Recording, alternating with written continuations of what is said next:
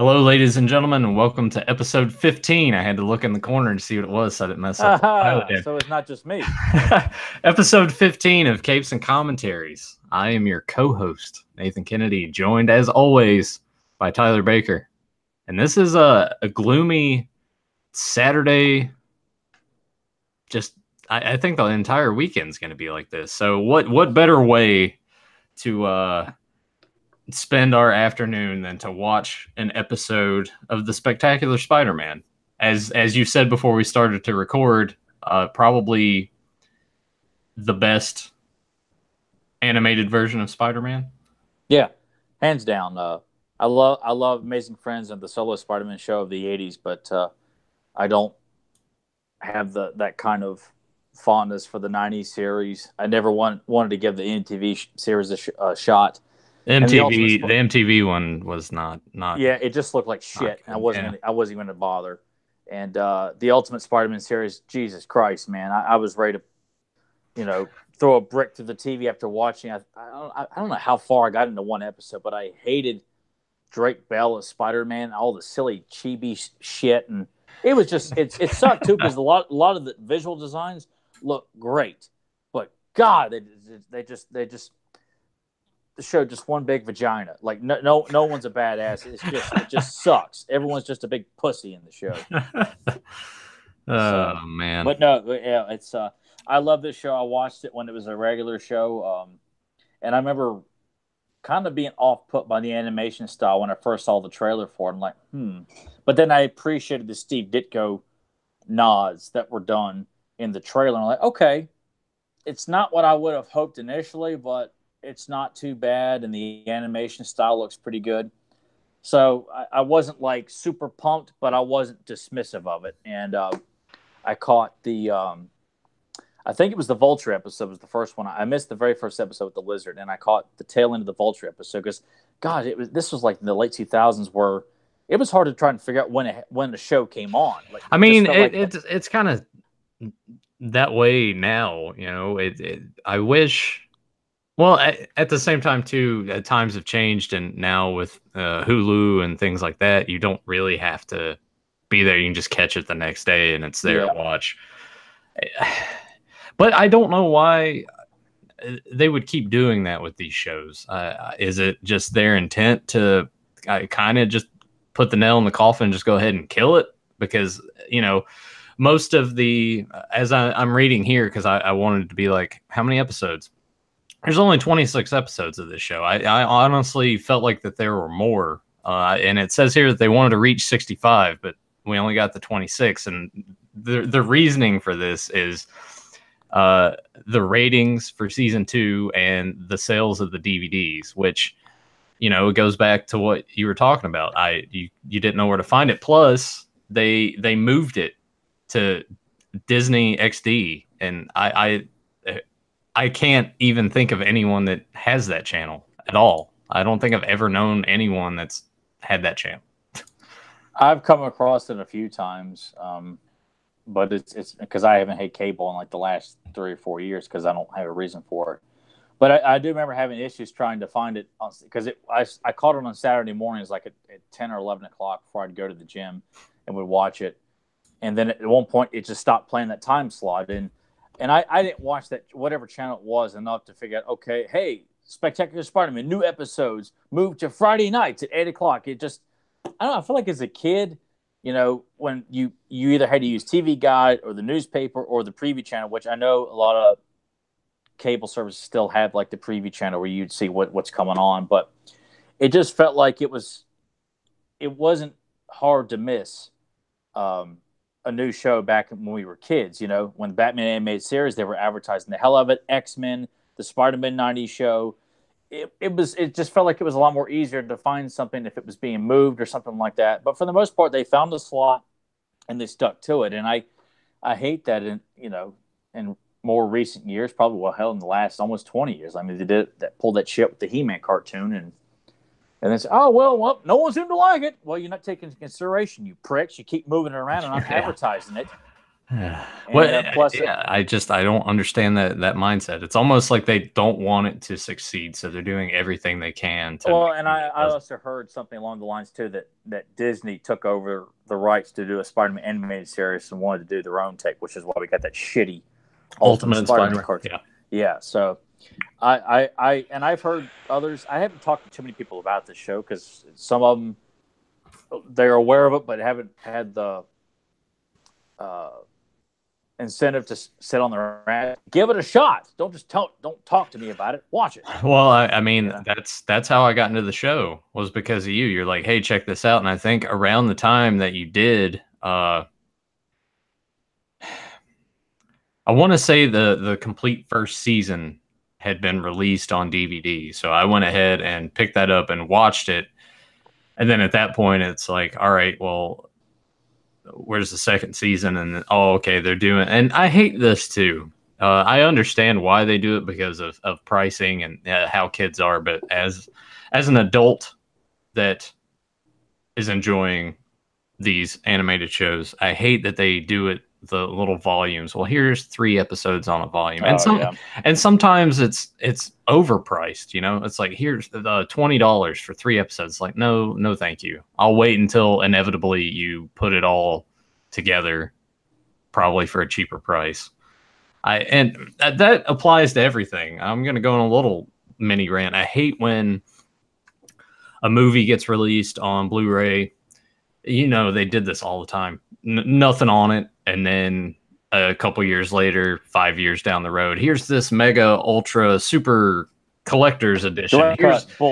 Here's everything you want. It's like, well, you already got my money once before. Now you want me to double dip on this, and that happens a lot because the fans will do that. They have to just buy all that and stuff. that's why I'm not a fan of people just releasing a new slipcase or look, it's a new kind of hard cover or a metal type case. Which, don't get me wrong, a lot of them do look nice, but I still feel like you're giving the finger to the fans who've already bought your other versions. Well, and that happened recently. Walmart had a steelbook Predator, the 3 movie collection. We had Predator, Predator 2, and then Predators. And I was like, it looks really awesome, and it's only $20. But in my head, and especially now, I was like, well, I already have all those movies. Why do I? Just for the case, okay. And I've done that a few times, but I'm reaching a point now where I'm like, all right, I don't need this. Yeah, and they look cool. I mean, there was that version that Best Buy released of the Karate Kid that had just the Cobra Kai gang on the cover. It looked awesome, but I could not justify spending 15 or another 15, 20, 25 bucks to get it. I just felt like I've got it on Blu-ray. I got it on DVD. I got 2 copies of it on DVD. I was like, I just can't, I just want the art. Yeah. Yeah, man, we used to double dip so much. Without question. Well, for the most part, I think a lot of it's because we were getting special features like documentaries, commentaries, trailers, retrospects. It was all about that, and that's how you'll get my money again. If you're gonna, screw me out of the first release of another bare bones release with a shitty cover that someone did on their lunch break, and then release a quality version with special features of the more meaty material, fine. Yeah. But when they just want to re-release the same documentary, and included is, I remember when Basic Instinct 2 came out, they pulled the shit that re-releasing the Basic Instinct with new interviews with Sharon Stone and alternate opening. All the alternate opening was Sharon Stone sitting in a chair saying, "Enjoy Basic Instinct." That was it. I just, go to hell. God. Well, they already got your $20. Yeah, they did. But that movie sucked, man. Yeah. You basically just bought that for Sharon Stone's titties, didn't you? Well, I already had the first version with the ice pick box, with the block of ice and the ice pick. Oh yeah, that's the version that I got because you're like, you got to buy this, man. And I think that was at when Blockbuster was still a thing. We went in there and they had it. Yeah, because by that point, I think they had pretty much discontinued it. And I remember buying it at Best Buy with my dad, and oddly enough, he had no problem with it because he had forgotten how much sex was in the movie. So he's like, "Oh, yeah, it's a good movie, isn't it?" I'm like, yeah, it's pretty good. He had no problem buying it. Who knew we were gonna go from Spectacular Spider-Man to Basic Instinct?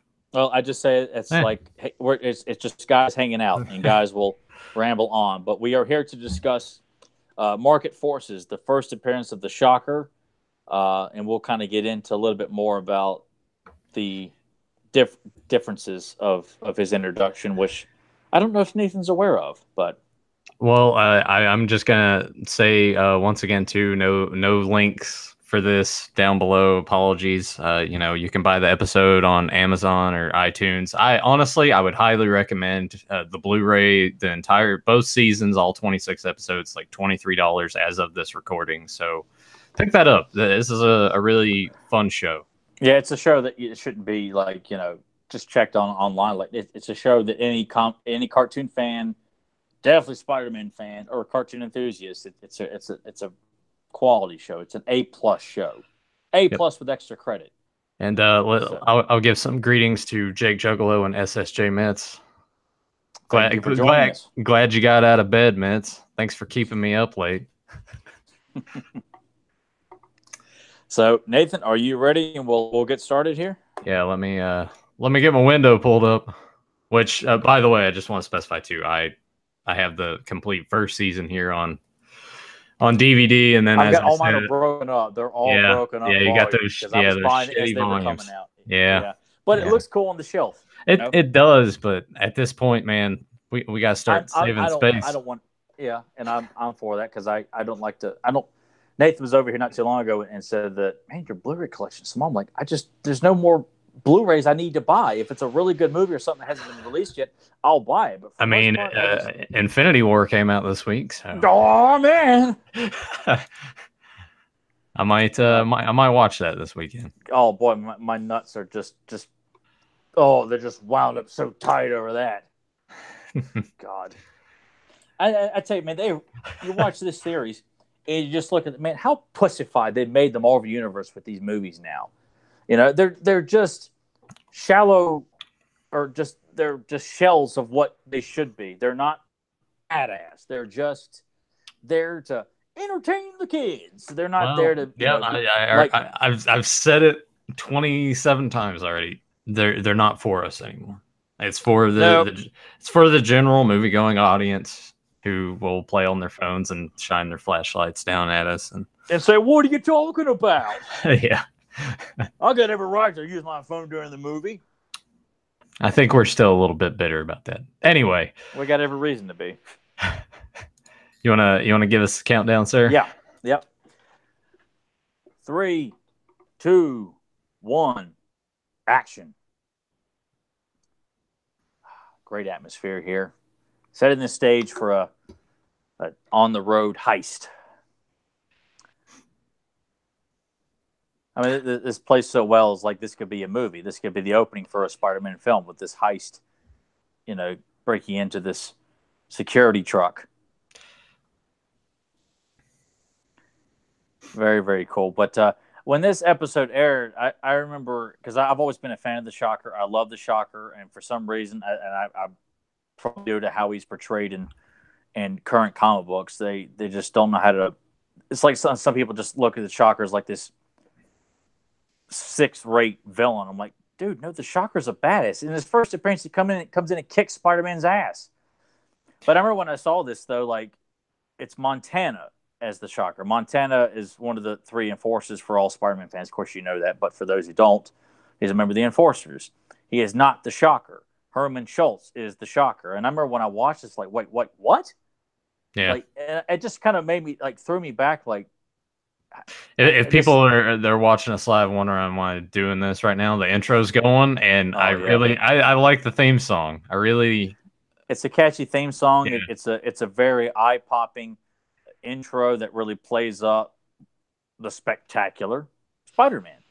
I like the part when the drums start kicking in and the chorus, and it kind of goes in sync with him climbing up the building. I always love that part of the intro. Yeah, it's a beautiful intro, and I some people that have told when I've talked to them about this show, they said they're kind of off put by the animation. Like I said, I was for a brief time, but the characters. I mean, there's a couple of voice acting, which it's only with the kids that Peter goes to school with. I think suck. Other than that, everybody from Norman to JJ to Joe Robinson, to Venom and Vulture, played by Robert Englund, and the voice of the Shocker. I mean, everybody, all the villains are nailed perfectly in this show.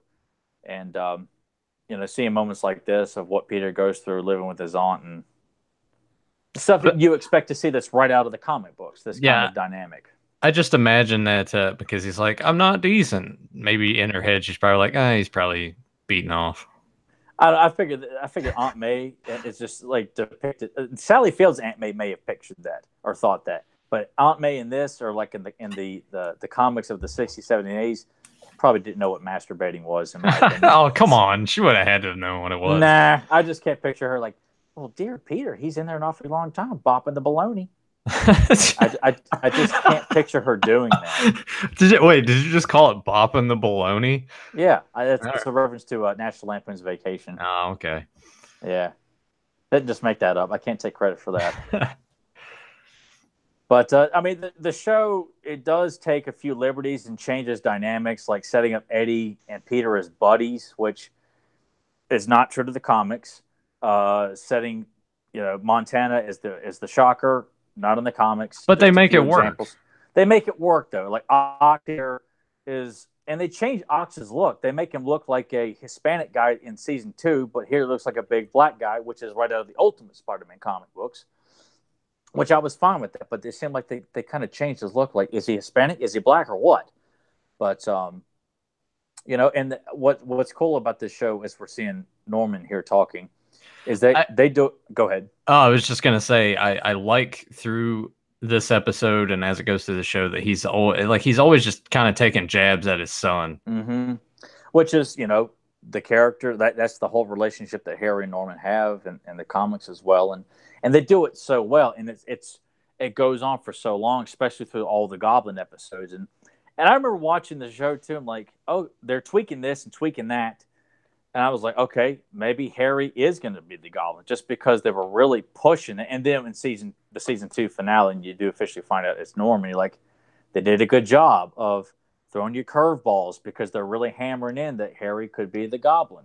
Yeah, I can, going back to the animation style, I can see why a lot of people would be turned off by it. But, the writing throughout the show is so strong, and the stories that they're trying to tell is so good that it's easy to just not, just push it. That's the thing. It applies to anything. If the story is good and gets you invested, sometimes it doesn't matter how things look. It goes in all platforms, animation, video games, whatever.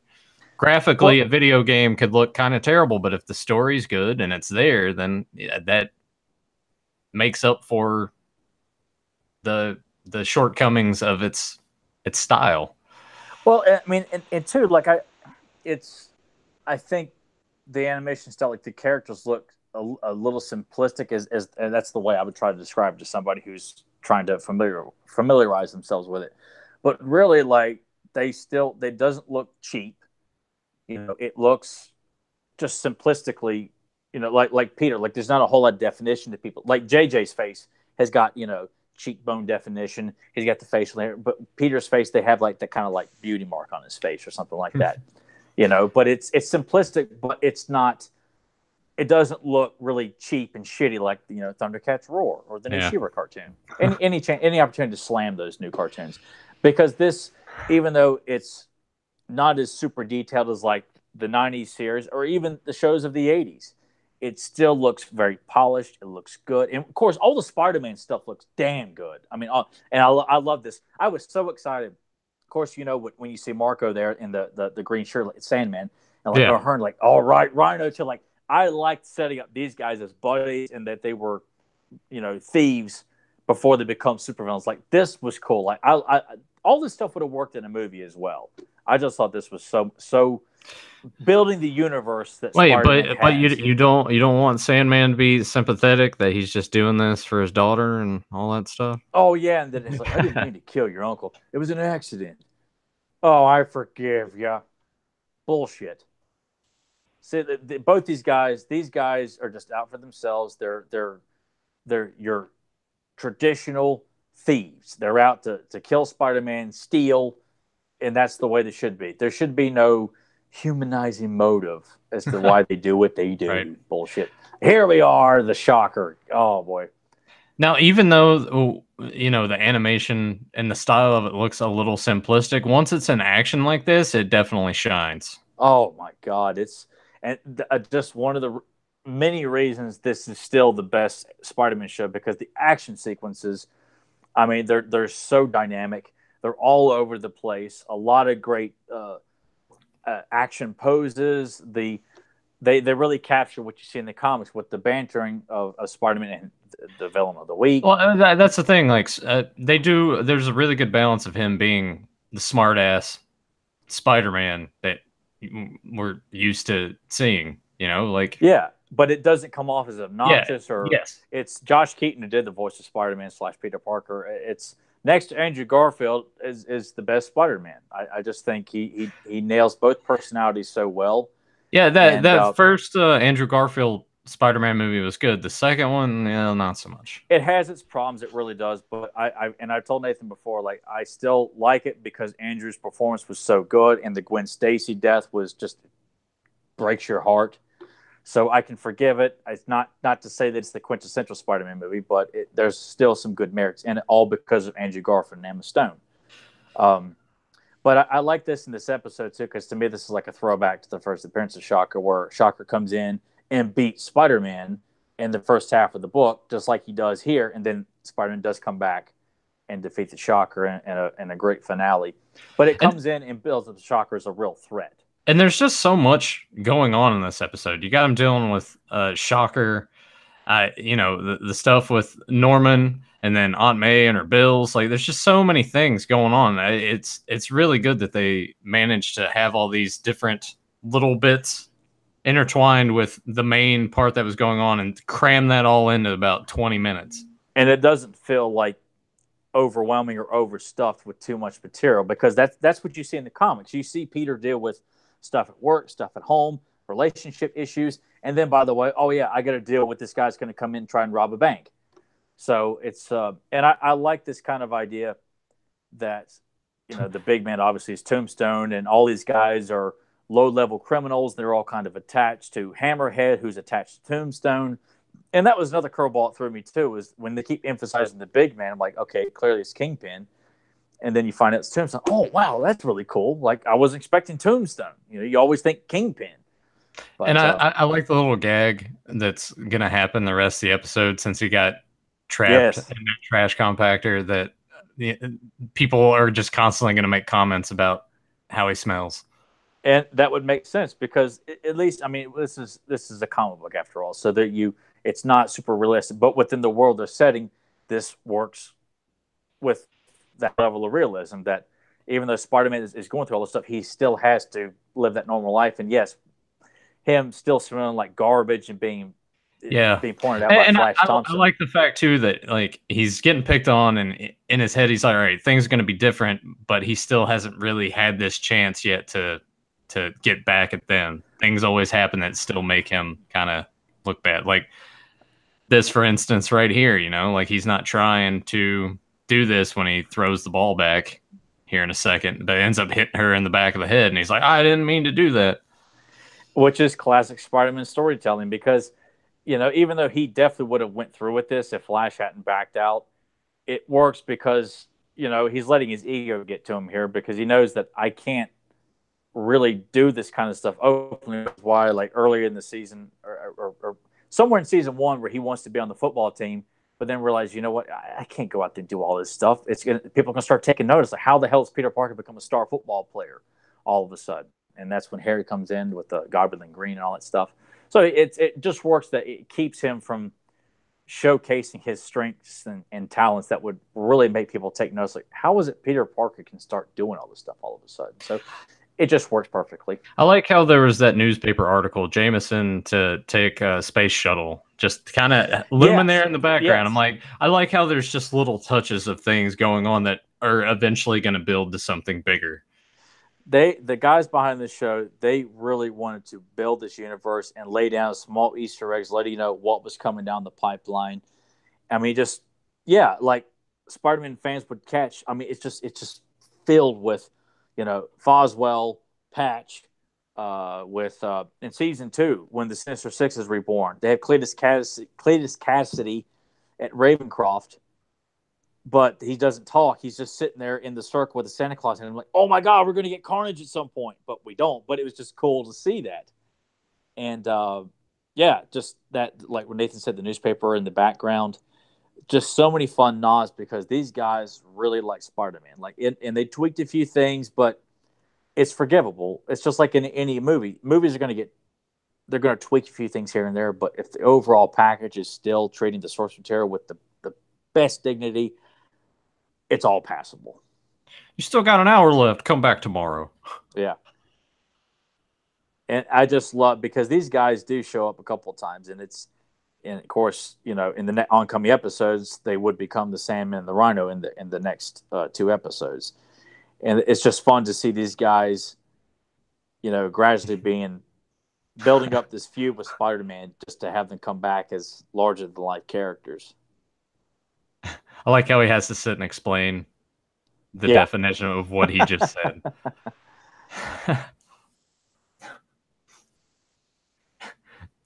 This is good and heavy, and they topple over. This is just classic stuff. And you don't feel like, oh God, another joke. Like, no, it's done. Brief moments. It doesn't take you out of the scene, and it's not doing, it's like, hey, look at it. This is funny, isn't it? This is what Spider-Man is. I mean, anybody who's read a really good Spider-Man comic, I mean, this is the essence of all the great stories from the 60s to the 80s. I mean, they to the 70s. I mean, it's all captured here in this show here. Even the nod of like Peter's like shirt tag hanging out. Like that's a fun, nice little touch. It's just attention to details. And going back to this, yeah, go ahead. I was just gonna ask you how much do you think he's getting paid for his pictures? How much is he getting paid per picture?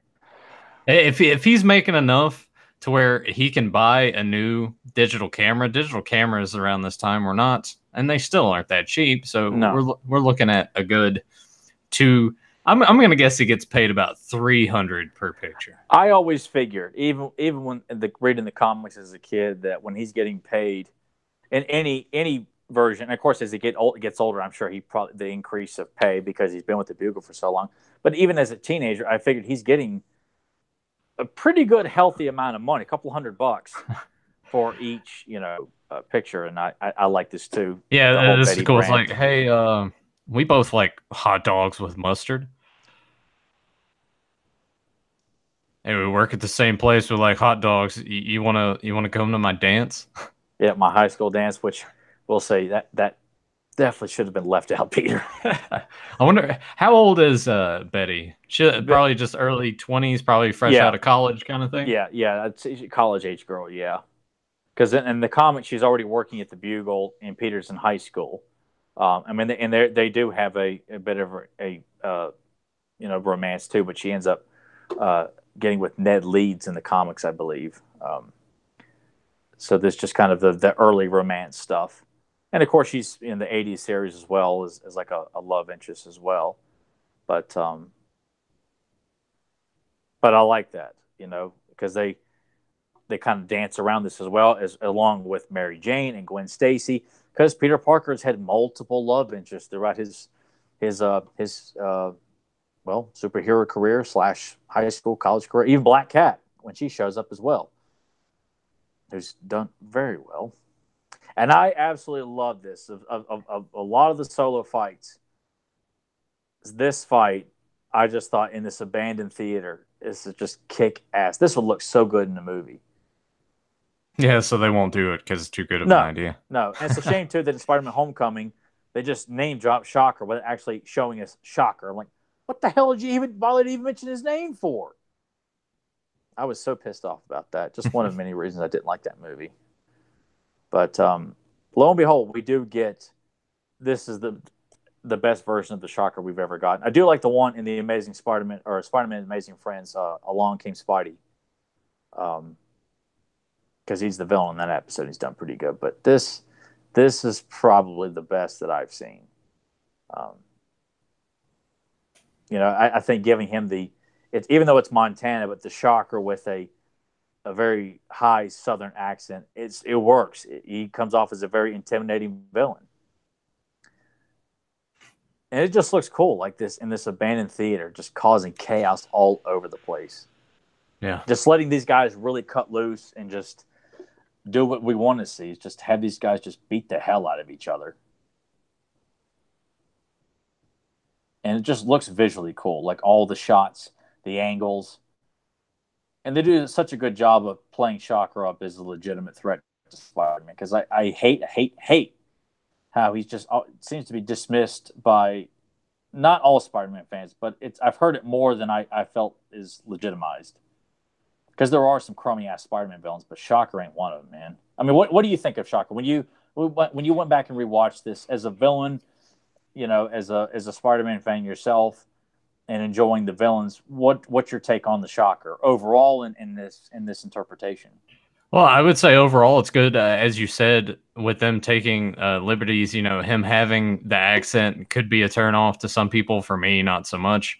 I mean, it's a good interpretation too, because they've already established him as kind of a badass anyway. Yeah. Prior to him going into the suit, so you know, like it just sort of builds him up more. Yeah, pushes him more. It's like Vince and Roman Reigns or something. I don't know where I'm really going with that. But I just think it was because I thought it was awesome how the Enforcers were included, because I don't recall them being. I think they were used in the '80s animated series. I think the Amazing Friends. I think the Enforcers show. I think God, I don't want to quote that, but they just. I feel like the Enforcers. I always thought they were an underutilized faction with Spider-Man's Rogues Gallery, and it was so cool to see them in this. And they give. Let's do something with Montana and make him the Shocker. Like, I just thought that was a nice touch. It was off-putting at first, but I'm like, you know what? It works. It's great. It kicks ass. I like this part where Norman's like, hey, if you want to be popular, be popular. If you don't want to fail, study. Like, own up to your own shortcomings. Don't blame it on somebody else. Which, you know, as him being the hard-ass prick that he is, he's got a point. You know? I mean, he really does.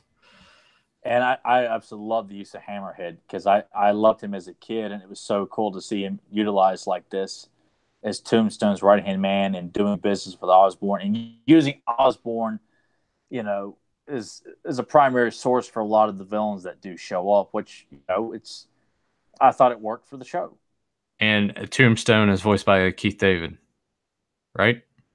I don't think so. It sounds a lot like Keith David, but I don't believe the actor that does Tombstone. Really? It sounds a lot like Keith. Yeah, I'm pretty sure, because it sounds just like Keith David. I'm looking it up. Look it up, because I remember when I first watched the show, I'm like, oh, I think it's Keith David talking. It really sounds like him.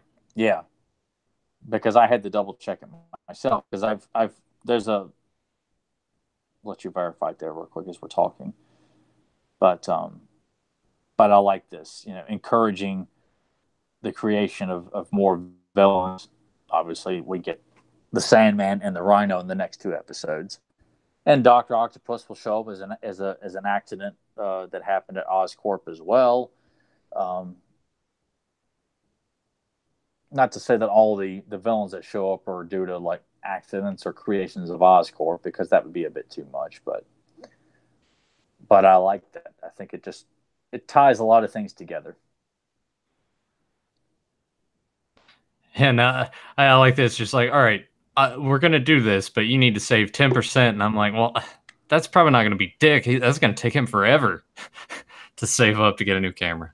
Yeah.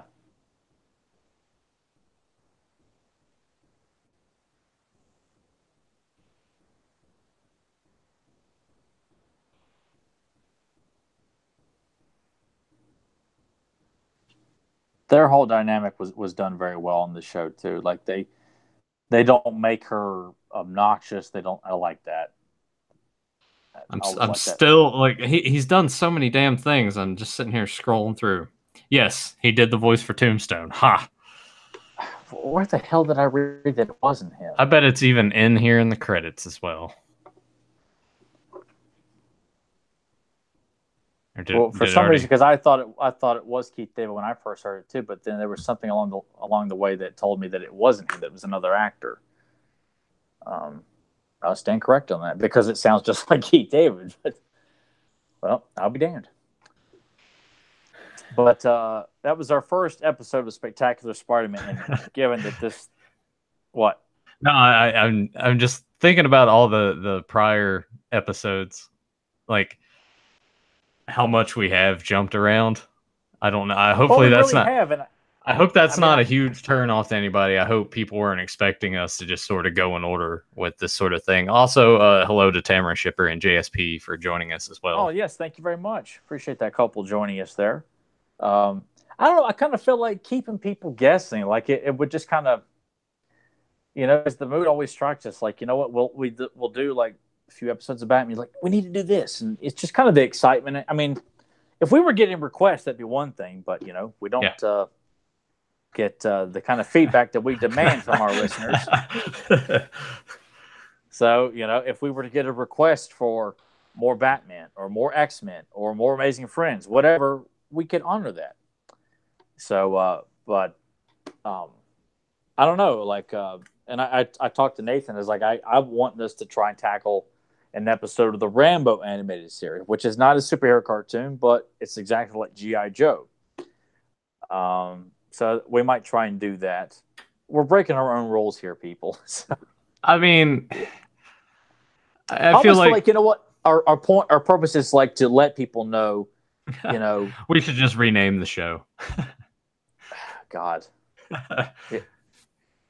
But Capes and Commentaries sounded so good though. Like that was our purpose was not to cover GI Joe, Rambo, Dino Riders. It was just Batman, X-Men, Spider-Man, and Justice League, and that's it. And I think as we go along, it's like, why shouldn't there be more notice thrown out to some of the? I mean, I don't see us doing, like Jason the Wheeled Warriors or something like that. But keeping. Well, we did get a request for Super Friends. Oh well, I got no problem doing Super Friends. I do have a volume of Super Friends on the shelf there. And it just popped in. How about talk about Jason the Wheeled Warriors? Oh wow! Who'd have thought someone at the exact same time mentioned Jason the Wheeled Warriors? Just as I was saying, we don't get requests for Jason the Wheeled Warriors. But yeah, if we had like someone wants us to do, hey, can we get another episode of Batman? Can we get more X-Men? Can we get more Spectacular Spider-Man or something like that? Yeah, I think that'd be good. But I also feel like it's fun to bring merit to shows or episodes that are overlooked, ignored, not given, because there's so many morons on YouTube who's making their lifestyle as a YouTube personality by shitting all over good cartoons and saying, "Look how stupid they are! Aren't they funny?" Where are you even seeing any of this stuff? They're all over YouTube. You just do a YouTube search for any kind of cartoon you can think of. You're gonna have to send me a link. I mean, there's just jerk offs all over the place that want to say they like the cartoon, but their whole video is just shitting all over and looking for problems and all this stuff. I'm like, go to hell, man. I grew up on these cartoons. I'm not saying that they're works of art, but they're still fun and enjoyable action cartoons. And for someone who thinks they're so smart and witty, by picking apart a cartoon that was meant for kids 30 years ago, Tyler's go to hell. Yeah, just go to hell, man. Also got a request for Cops.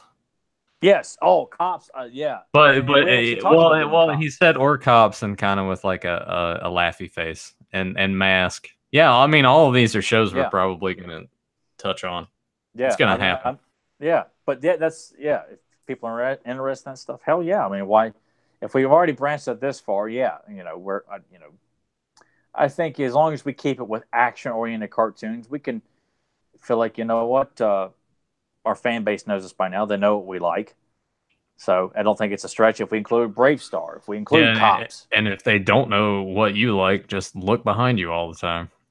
I wish that's the only, man, I wish we were doing this when I lived at my old place because in behind me, man, I had like my DVD collection on the wall, had like posters in behind me and everything. And now it's just like, what do I get? My Little Pony in the background. Yeah, That's really I about it.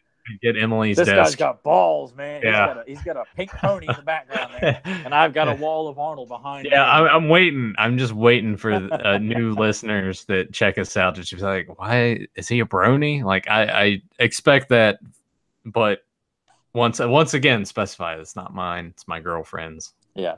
Oh, And there yeah, will be an Evil Horde poster sure, going man. behind Nathan's head at some point that's on the way. So Yeah, there will be some machismo hanging up behind Nathan. yeah, I'm gonna point. hang something on that door. Yeah, I gotta have something in the background. It's like, hey, I do like this stuff. Oh, he does. I've seen it. I've seen his collection. It's pretty damn huge. Well, that's the thing. Like, if I can just tilt it over that way, that's where all my figures and shit are. So yeah, and then he's got an entire upstairs that's covered with vintage video games and his Creature from the Black Lagoon collection. So the guy is all about retro as well. So he's here for a purpose. You know, but yeah, I think it'd be fun to do cops and you know. Yeah, we'll just touch it all, and if we end up having to change the name of the show, we'll do it to encompass all of it. Well, I mean, I'd say I don't see why we need to change it because that's what got us started with superhero cartoons, and you know, we keep talking about doing commentaries maybe on Beyond Retro, but you know what? This is what this podcast is dedicated to: is you know, doing commentaries for 22-minute episodes. So, yeah, I mean, we've done Turtles. Yeah, this one was definitely 22-minute. Oh, you're talking just like the episodes themselves. A bunch of other stuff coming in. Let's see, Brave Star. G.I. Joe, Transformers. Yep. Jake Juggalo says Stripperella. You remember that show? Yeah. I remember when Spike TV was like, oh, man, check out all of our new content. I remember the promos for that. It's just like, look at Pam Anderson. Yeah. I mean, Stan Lee presents. Like, oh, wow, I got to watch it because Stan Lee's name's attached to it. And Pam might get naked as a cartoon. Like, no, she's not getting naked. Maybe if it was on HBO, possibly, but no. Yeah. If it was like the Spawn HBO series or something like that. But people are cool with that because we definitely Nathan got Transformers, and I've got Transformers. We can do that. We can do more X-Men, Brave Star because I've got the whole series. That I don't know. Nathan's got Brave Star. I mean, I can get it. I'll obtain all these things. Just like if we're gonna do Rambo, I don't own any of the volumes of that. I vaguely remember it as a kid, not super detailed on it, but that's a show I would love to check out. I mean, God, an animated show based off of that property. Like, it gets dismissed and forgotten because they use actual guns and bullets in the show. It's not lasers. The Rambo music from the first film is used heavily throughout every episode, like Jerry Goldsmith's score. They're showing close-ups of Rambo's muscles when he's lifting something heavy. It comes off as like, you know, they are like small Rambo movies or Messian action films in animated form. You got kick-ass villains, a small group of heroes, and you know they do have to tone it down a little bit for kids. But like one of the first episode, which is what I might throw to Nathan, there's so many nods to Rambo 2 in that first episode. Like, oh my God, man, they're doing a lot of like cool stuff that's very reminiscent of the second film. So yeah, I think if we do that, or Raid on Las Vegas, which was a episode that showcases a lot of the cool villains all in one episode, you know, because Nathan hasn't watched the show since a kid, so I really wanted him to be introduced to, you know, why I like the show so much. At least the villains is one of the best parts of the show because there's so many cool villains in the show. But maybe the first episode just to see what, you know, Nathan's take on, because that's just like, no, we're not doing this anymore. Well, I mean, I'm just curious. He may think, oh, this is stupid, man. Why did you pick this? I really he may pull a Joe Amato on me, whereas, you know, Joe likes to defend everything and say it's great for the most part. But, yeah, I think we might do Rambo next week. If Nathan... You opened up the floodgates, man. Everyone is just like Flash Gordon, drawn together. I remember drawing together. Joe Amato has graced us with his presence. Has he now? And says Dungeons and Dragons. No. There were some capes in there. Well, he's got me there. But you know, Joe, I don't have that because someone said a while back they were going to get me a copy of the series. But I guess since I've since denounced any gifts from the state of Ohio, especially the city of Toledo, I can no longer accept anything out of generosity from anywhere in Toledo, Ohio, even if it is Dungeons and Dragons. I'm not opposed. I'm not opposed to doing that either. I don't own it though. But if JoJo wants to break the cardinal rule of accepting and giving gifts, I'd be more than happy to do a review for Dungeons and Dragons. Well, I guess that's not going to happen. No, it's not going to happen. And humanoids was another request that popped up. They're basically like, "Hey, see, we do give you feedback." Well, yeah. After I shame all of you into giving us feedback. I mean, how many months of me and Nathan been doing this? Like, yeah, it'd be great if somebody would tell us what they want to hear. Just hear crickets. So yes, that's what we need to hear. Damn it, man. That's good. I'm glad to hear that you know people are like, hey, and this too. You know, yes, that's what we want to hear. We want to know that people are enjoying what we do. We don't get any feedback for this podcast. We'll get downloads, and I don't check YouTube because we. Well, push I the mean, pod you know, on this, Joe posted today on Facebook the cover for Pro Wrestling on the Master System. I imagine that's going to get about 700 likes and hearts and about 67 comments. So, yep. And we'll share this and get nothing. And Joe's sitting in his chair with his bubble pipe, just kind of laughing. But then he realized he can't put the bubble pipe in his mouth because his mask is still on. Then he holds his head, throws it, and breaks it, and, you know, but because he can't break kayfabe. Joe's like a Mexican wrestler. He's going to wear that mask when he greets kids at the airport, when he goes to the grocery store, when he's on a date. And she says, "We can't kiss goodnight until you take the mask off. Tuck and roll, babe," and then kicks her right out of the car. Joe's all about, he's like the Bill Watts of podcasting. Yeah, we need to. I'll send this link to Yanish. That way he can do some photoshops of like Joe in the grocery store with his mask, or like Joe. That would be great. Joe in the car with another girl beside of him. Yeah. And with like little word bubbles of like, "Hey, we got a kiss," and then doing the tuck and roll thing. Yeah. I'm gonna send him the link to this. He said he took all of our faces and put us on a Norman Rockwell picture. I don't know if he sent it to you guys or not. Yeah. Is it the one where like Joe's the little kid? Yeah. Yeah, no, that was hilarious. I love Nathan and Joe's spot on it because Nathan's cleaning the windshield and singing the song about Fudge Pack. You know, and Joe's sitting there like a little kid listening to me as the guy. It just like Nathan's just like this behind like Fudge Pack is back, and like it just looked perfect. It was really good. It's brilliant. Yeah, that'd make a great T-shirt. Back in my day, you know, yeah. You know, we should probably just start putting some designs on like Redbubble or something.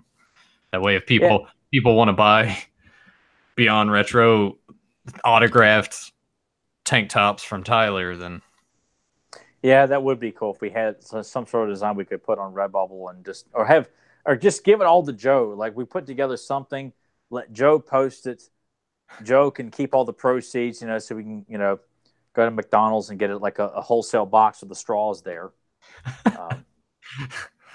I picture like Joe probably does like a lot of grand openings for like McDonald's in his area, like always cutting the ribbon with the mask on. And does like, you know, photo ops with the kids. God, he's gonna be so pissed when we start the show tomorrow because he's not here to defend himself. Look at you kicking a man. He's not even here. Hey, well, I will say this just to let people know we're doing our Jaws sequel discussion, and Joe was so good enough to ensure that he watched 2, 3, and Jaws: The Revenge for this occasion. I'm so proud. I was telling Nathan before we recorded, I'm so thankful that Joe did it because I didn't think he was going to do it. So I'm super pumped to have that discussion. There's so much to say because I've never got to talk to Nathan in great detail about the sequels because he didn't watch them that much. And Joe has never seen the sequels. So there's a lot of excitement on my end to hear what these guys have to say. Where do they decide to desecrate in their hand and throw it in my face and say, "Oh, they all suck, man"? You know, we'll find out. Yeah, I guess we'll just see how that goes. Yeah, but we'll be back next week with probably the first episode of the Rambo cartoon as well. to let the masses know that this should not be ignored and made fun of. There's some good stuff in these cartoons, and not be lumped in with some hipster douchebag on YouTube. The Rambo cartoon came out in 1986, and it was really lame. You know, I like douchebags. I like that normally these episodes run anywhere from about half hour to 45 minutes. This one is just like extended on past that because we just started talking about whatever. Well, you know what? I guess that's ground that because anytime people do commentaries for stuff like that, it's usually like, okay, here we are. Enjoy the movie. 3, 2, 1, play. Well, you'll get a little extra bang for your buck. Some ranting before, some ranting after, but we all keep it within like the pop culture context of cartoons and movies and toys and stuff like that. It's not that we're going to sit down and talk about, well, you know what I saw Trump do today, like all that kind of horse shit. You know, we're like, no, this is strictly fun stuff. And I don't follow politics. I don't give a damn about it. I'm just saying that if you're going to listen to us, you're going to get a lot of fun discussions with us, even if it's not just Spider-Man based, but you're going to have a lot of fun stuff in general that constitutes as it's all relatable. Well, Joe gave us a new name for the show: Capes and Commentaries and Bullshitting. I like that. CCB. Yeah. Yeah, I mean, you know, we might have to consider just retooling the name just a tad. I don't know. Maybe not. Capes, Commentaries, and Guns or something like that. Hell, I don't know. Capes, because of Rambo and G.I. Joe. I mean, yeah, I mean, it's we may have to throw in an extra C there. I don't know. For something. Let's see, Cops, Capes, and Commentaries? No. Nah, that doesn't work either. I don't know. I think we may just overthink it. You know what? It's our roles. People who listen to us, they know what we like. I don't, it's, I don't think they're, unless we like hit like the severe mainstream or something like that, and some big executive comes in, hey guys, with this big fat stogie that's dropping off cigar ashes, we got to change the name here, guys. You guys will be going live on Jimmy Fallon. He doesn't know jack shit about cartoons, but you got to make it mainstream, because that's what he is. He's mainstream and just laughs at everything because he ain't funny. He's gotten better. He's adapted into his role as a talk show host. I don't know. He did some decent stuff on Saturday Night Live, but I don't look at the guy as like a legitimate talk show host at night. But that's me. Stephen Colbert, he works, but I don't watch either one of the shows, so why should I care? I don't have cable. Yeah. Yeah. I don't stay up late to watch stuff anyway. Yeah, your bedtime. Yeah, your bedtime is about 8 o'clock. I'm not as bad as a senior citizen, but not too long after that. I will stay up at least till Jeopardy goes off, and then I'm like, so I better start winding down here. Yep, get you a glass of warm milk. God, I remember my granddaddy would drink warm milk for bed. Like, why the hell would you warm milk? It helps you sleep. It just sounds awful, though. Yeah, I mean, I don't really like milk that much either. Emily, I like cold skim milk, but I couldn't imagine warming it up. I don't like milk. Period. Like there are about 4 cereals that I will actually put milk in. Other than that, I eat it dry, and everyone looks at me like I'm a weirdo, and I'm just like, eh. Yeah, but I don't. To me, eating dry cereal or cereal with milk, like to me, they both go hand in hand. I'm like, people eat cereal out of the box, so they don't expect you to throw milk in the box. Yeah, you remember those days? You'd come and stay, and I'd just have a box of Cheerios and like a little bowl, and I would eat an entire box of Cheerios in one night. Well, I sit and play a video game. Well, man, you can't play with the shit, man. Well, he's just sitting there just eating the Cheerios. Just like slamming me for something. Or he's just like, and then we go on and look up. Most of the days we look up like AOL personals and stupid shit like that. Yeah, before Facebook profiles, you really had to dig and look for stuff. Or going on Yahoo reviews and putting reviews to like really shitty horror movies. I miss that. Yeah, I miss when we would. I wish those still existed so I could go back and read them. Yeah, they were fun. They were just simple little things we did for like Summer Party Massacre, Wolfen, and I think it was a Spawn. I remember Nathan put up one of Spawn, but they were just fun because they were up for years, and that was just fun to. God, we're really rambling now. We need to cut this. Well, I mean, that's our gimmick. Yeah, I get. Why deny who we are? If people like us, they'll enjoy the whole package. We thank everybody that does tune in, listens to us. Everybody tuning out today. If you listen to it on Podbean or iTunes, thanks for hey, look, you like what we do. You enjoy a commentary about a cartoon that's not talked about enough or at all, and that is what we do. It's what we want people to know is, it's not just shit you slap on a T-shirt. Oh, I remember that cartoon. Do you? Tell me about it. I had one of the toys. My aunt got it for me for birthday. I remember the cartoon came on in the mornings. That's it. Yeah. I demand more. So I mean, that's how I am sometimes. Well, I'm the counterweight. Nathan's the casual guy. He's like, yeah, I remember that. I think I had like a toy or something. Hey, no, but hey, to specify, there are most of the things and the shows that we talk about that I did watch a lot of. It's Yes. most of it is just having not seen it in a long time. My memory is just not good. Like I can sit here and tell you almost the entire card for Bash at the Beach 97. But if you want me to remember episode specific of any of the cartoons that we talk about, I'm probably not even going to recall most of them. Well, because has not been your forte. Like you have got WCW and WF pay-per-views, especially from the 90s and early 2000s. You have them down. You have the card, the who won, who interfered, or whatever. You have all that down memorized. I know a decent amount, but you put me to shame on that in terms of what you remember in terms of like the card. Well, that's because you're just like, oh man, the Hardy Boys lost. That show sucked. Yeah. Because I was a Mark back then. I was a proud Mark. I absolutely was. And I own it. Much like how Nathan was super upset when Vince McMahon came in at the end of WrestleMania 17. And yeah, we're talking about a guy who came to school a broken man the day after that WrestleMania. Well, because it was just bullshit. Where do you go from there?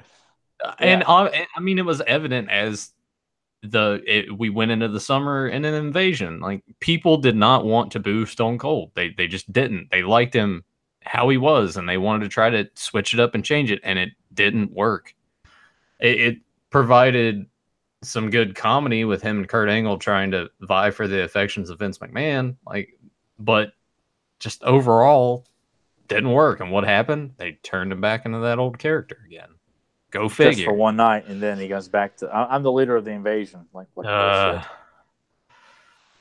We'll have to discuss that on another Wrestle Talk episode with Joe Amato. The terrible thing about WrestleMania 17, it is widely regarded as probably the best top to bottom card. You could probably throw 18 in there, like talent-wise. It's a good show. It's just the ending it just fell really flat for me, and especially with how they dragged it out. Vince comes down. Oh, Austin, he's turned, and then he just beats him with a chair for like the next 10 minutes. I'm like, just end it already. This should have been. No one's really responded to it. Like JR's trying to sell it more than anything, and it was just kind of more like hearing his screaming commentary and the music, and God Almighty, yeah, God Almighty, yeah. If you had the sound bit of that, you would just play that randomly. That and Undertaker and Kane. Undertaker and Triple H. Yes. About to go. Oh yeah, Motorhead, and we're gonna kick your ass. And then he just drunkenly forgets all the words as he's singing Triple H's theme. And like the instruments aren't playing right. Oh yeah, it's got like that feedback and yeah, that was bad. Oh man. Joe asked if we're going to the movies anytime soon. No, hell no. Honestly, the next time that I will probably go will probably be when Halloween comes out. Yeah. I don't. I'm already dreading it. We're gonna have to go at on a early morning weekday showing or something. Yeah, it's gonna be one of those things where we have to go Saturday morning. Or the first showing Saturday, which means you're going to have to go to bed when you get home. Yeah. That's going to happen. I got to stay up till 8 o'clock in the morning and go to bed. Oh, God, we got a movie. Well, hey, no, you can blame all of the early morning, late night, however you want to word it, on SSJ Mitts. I'm sitting there. He was streaming this morning. I'm like, I'm going to go, man. And he does this every time. He's like, well, hey, everybody, because I go by Mongo on his stream because that's just the gamer tag. Because Nathan thing. was a Mongo McMichael fan back in the '90s. Yep, so that's huge, best horseman. Yeah, ever. But he does this at the end of like when I'm getting ready to. I love Nathan's like always. I mean, he sucked, man. He does suck, but I love associating you and Mongo McMichael. I always have because. Well, I think my favorite part in the Botchamanias that he's in is when he's fucking up. It's usually in these multi-man tags, and you can just see all the guys on either side just looking at each other like, "Oh my god!" Yeah. Like they're all just trying to look away, but they can't because it's terrible. Never mind that shit. Here comes Mongo. Then the X-Men theme plays. That's the best one. That was the best one. Yeah. But oh god. Basically, what Mitz does when I'm leaving is like, well, thanks Mongo for joining the stream. If you guys are, into, he does it just to get me started. He's like, if you guys are into, some of that older stuff from his time. By the way, there's only 4 years difference between us, but I digress. And I'm just like, this coming from someone who hasn't seen Jaws, at least in English, I think. Well, here's the thing. He only does it so it keeps me on a little longer. So he's found a loophole. Yeah, he's found a loophole. I'm like, I need to go to bed, and he's like, well, blah blah blah. I'm like, I called him on it this morning. He's playing on your ego. He's like, this guy's on the podcast. Oh yes, I'll sign some autographs. I'll do a Q&A here. Yeah, it's roping me back in. This has been a long episode. God, it has. If you came here for the commentaries, I hope you didn't like. It's long gone. I hope you liked the commentary, but I also hope you enjoyed all the extra rambling and BS that went along with it. Yeah, anything else we should talk about before we?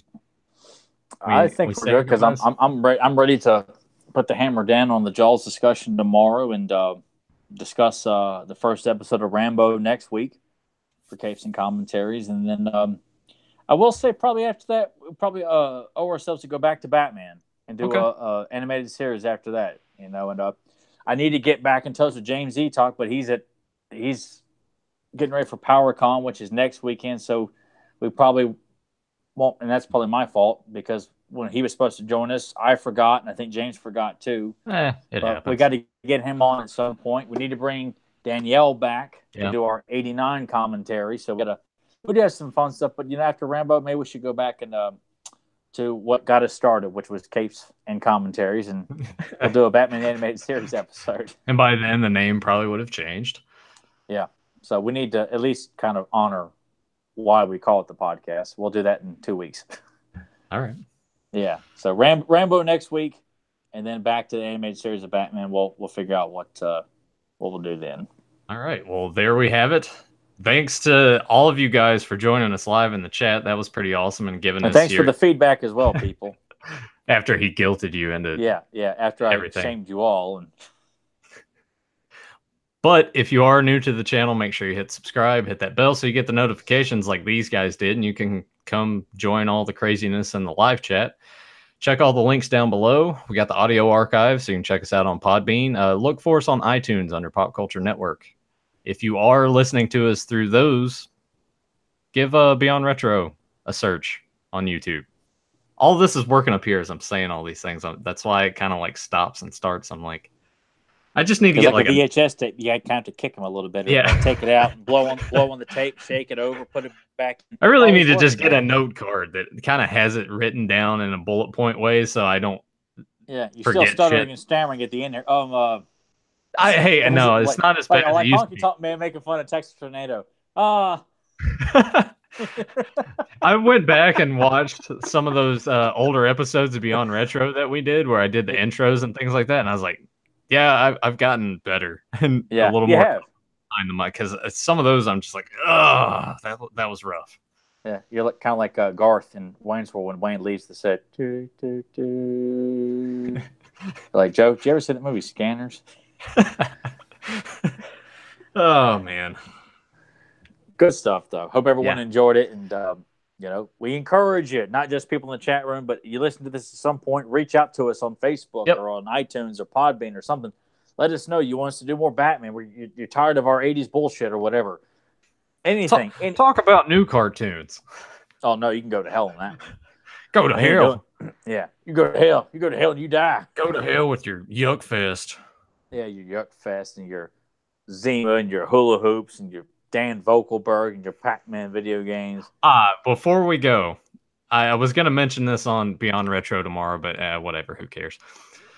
Reggie Jackson came into town. I don't know if you saw this, but Reggie Jackson came into town because he's a scout for the Yankees, so he was coming Holy shit, really? Yeah, so he was coming to check. Yeah, so he was there at the ballpark, and I was like, man, I wish I would have been there, and I could have met him, so I could have been like, I don't have your fucking ball. I would have loved to have just said that to him. Oh man, that would have been fantastic. Oh, dude, I would have been just for Naked Gun and basketball. Yeah. Oh man, Mr. Arctur. No, that was Dwayne Zachamore. Yeah, I mean, whoever it was. That one. I did bust out a basketball reference at work last night because when they canceled overtime for today, I was like, great, I'm going to go home and fuck to sleep in my favorite jacket. And everyone was like, what? And I was like, oh, don't worry about it. I'm sure like, what was that damn Nathan saying? He going to fuck his favorite jacket? I might do that too. Man, that perfect interpretation. You nailed it. That's sad. No, there was this guy that walked up to me yesterday. I'm sitting there, on the vehicle that I use to drive the fairings around, and he was like, man, you got it made, don't you? You got the easiest job in this place. Oh, my God, another one of those? Yeah, another one of those, and it patted me on the shoulder as he walked past, and I was just like, you need the money. You need the money. Anyway. We're still just going. Let's just talk all day. Yeah, well, we probably could, but 24-hour live stream. Here we go. Get to the point where people are like, enough of this shit, and they just gradually start dropping like flies in the chat room. No, they're all still here. I'm sure anyone that listens to on Podbean and stuff is probably like, oh my, what are they? Okay, whatever. I'm turning this shit off. Never listening again. Unsubscribe. I will say this: if you're still listening by this point, do you like the RoboCop cartoon from the '80s? There's a reference for you. I think I got Chuck Norris and the Karate Commandos. I think I got one of those figures. I think. Yeah, you had RoboCop. No, yeah, I was just going back to that point you made earlier of like, I think I had one of those figures. Hey, we like that cartoon as well. I got it on VHS right over here. So there's a little Easter egg. Oh wait, this guy's no RoboCop from the animated series from Marvel. Do you even have a functioning VCR at your place? No, it got when I used to live down the road. I had the DVD/VCR combo thing, and I don't know what happened to it in that move. I don't know if it's. I have no idea because there were still a lot of things at that point that were on VHS that I would still. I need to dig out my VCR because I actually have two of them packed away. One of them was my parents that I just took with me, and I'd be too scared to use it, though. I could prefer it would tear up the tape. I just assume go to Christiansburg and get that guy to transfer stuff to DVD for me and watch it in the old quality. I mean, honestly, instead of doing that, dude, I should just look up a converter and just do it for you. You don't need to pay. You don't need to pay money for that kind of shit. Well, they get on it here, man. I got a whole slew of VHSs I want to have transferred. I want Winnie the Pooh and Tigger too transferred to DVD. I want my Spider-Man, the Amazing Spider-Man show from the '80s. I want that on DVD. I want RoboCop on DVD. I want Chuck Norris Karate Commandos on DVD. I want to see Predator on the old VHS quality. I would love to see that with the old grit, on the film and the commercial for Revenge of the Nerds 2 at the beginning of it and stuff like that. The old CBS Fox logo, like that's how you watch Predator back in the day, man. That was just badass. Okay. Yeah. Let's call it. We're done. We're done. Thanks again for everyone that joined us live. Anyone else out there that's checking this out in the archive, hope you enjoyed. We will see you next time on Capes and Commentaries and tomorrow on Beyond Retro. And that night on Fans of Power. Yeah, that too. All right. Yeah. Take care, guys. Get the hell out of here.